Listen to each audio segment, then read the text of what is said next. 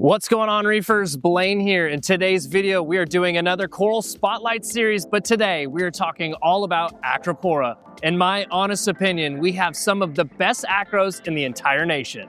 We are going to be talking about the ways to care for these corals properly, talk about some of the basics about Acropora, and check out some of our favorites from TopShelf Aquatics. I know you all have been asking for this video and we've been waiting long enough, so the wait is no longer. Let's dive in.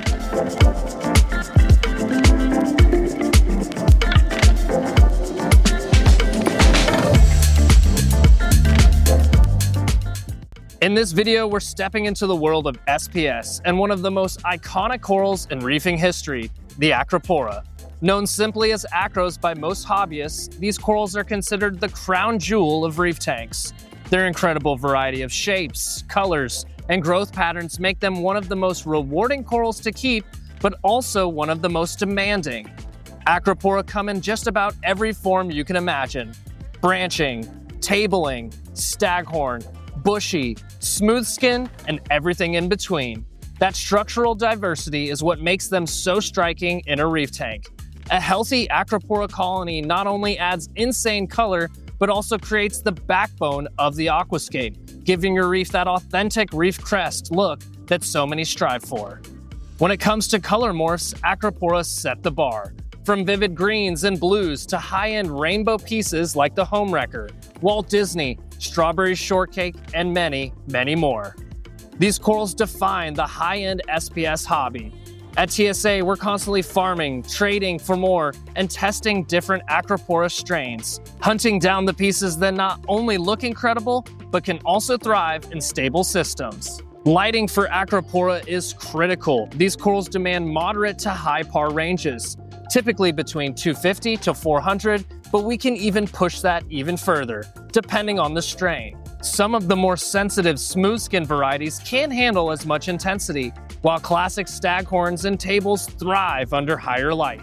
Acros don't just rely on intensity though, they rely on the spectrum as well. This matters. Strong blue channels are key to pulling out fluorescence, while a balanced daylight spectrum supports skeletal growth and coloration. Kevin is one that always says maintaining a solid 2-hour segment of white lighting, giving the Acros some natural spectrum, is key to their success and growth in the long term. Flow is equally as important to lighting. Acropora demands strong, chaotic, and variable flow. Their fine polyps and tight branching structures need constant movement to prevent detritus buildup and to deliver nutrients across all surfaces of the colony. In our farm, we rely on alternating, random flow patterns, gyres, wave makers, and return pump flow all working together to replicate the surge zone conditions that Acros naturally come from. Without strong and varied flow, these corals simply won't thrive. For water chemistry, stability is the name of the game. It's something we talk about in every single coral spotlight video. Acropora, though, require a narrow, consistent range to keep both good coloration and growth on track.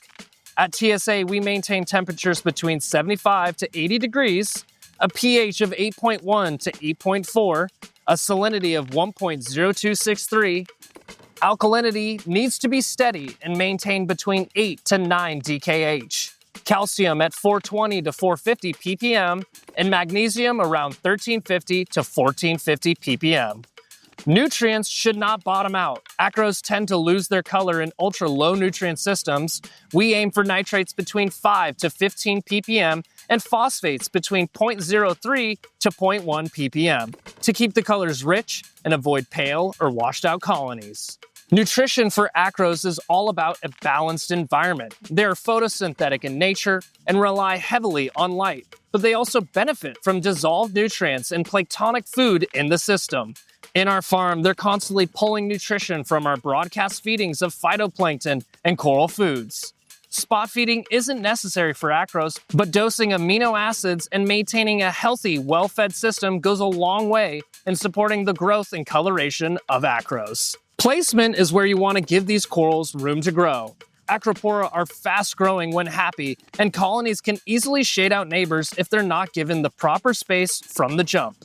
They do best higher up in the aquascape where flow and light are strongest, and they should be positioned where they have room to table out, branch up, or encrust without clashing with other corals. With Acropora, pests and disease are always a concern. Acro-eating flatworms and rud bugs are two of the most notorious threats in this hobby. Regular dipping, quarantining new pieces, and close inspection are essential for keeping your acros safe. Here at TopShelf Aquatics, all of our corals, not just the acros, go through a heavy regimen of quarantine to be able to get to the point where they're sold to the hobby. Tissue necrosis, RTN or STN, can also strike if stability is lost, making consistent parameters and redundancy in our reef system vital. At the end of the day, Acropora may be one of the most challenging groups of corals to keep, but they're also the most rewarding. A thriving Acropora reef with colonies grown in and coloring up under blues is the ultimate display of reefing success. Now that we've covered what makes Acropora so difficult to keep and also what makes them so special, let's do my favorite part of these videos. Let's make our way around the farm and talk about some of our favorites. And trust me, Kevin picked some good ones. A longtime classic here at TopShelf Aquatics is the TSA Long Island.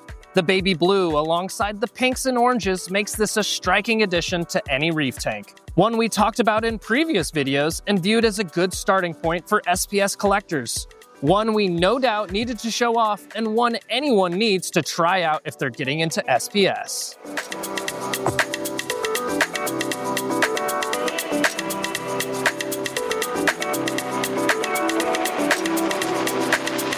One of the all-time classics we will mention today is the ORA Pearlberry, a really unique mixture of blues and greens to form this outstanding piece. This is one of the examples of what I say the farm being a seed bank, having a catalog of great specimens that we continue to grow out and offer to the hobby not only from TSA signature pieces, but from all coral growers alike.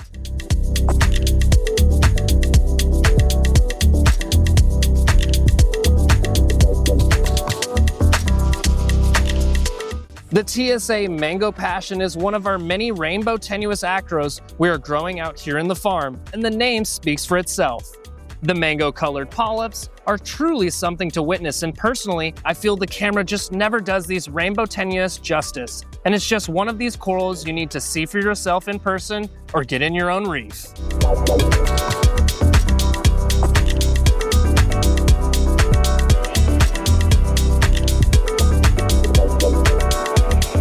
Next, let's talk about the TSA Fire Dragon. Dragons are some acros that are perfect for those low-light areas in your tank, especially those SPS pack systems looking for more corals to put in. You can fit these into some darker areas.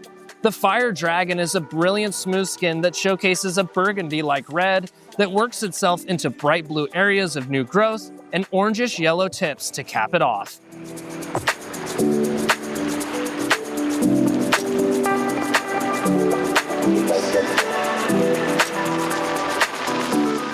The last one we'll talk about today, and one of Kevin's personal favorites in the farm, is the TSA Nightshade, a stunning Acropora that has purplish tones that works into brilliant blue new growth.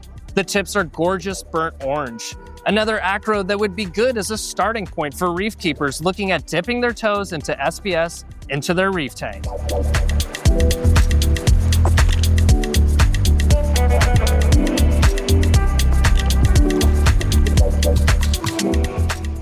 Now, I know this is a video we've been wanting to do for quite some time, and a lot of you have been asking about it. Honestly though, TopShelf Aquatics is the premier spot to be picking up any Acropora. If you guys are looking to snag any acros from us here today, or any of the acros we talked about in the video, be sure to head over to the website now and check out our truly wide collection of Acropora.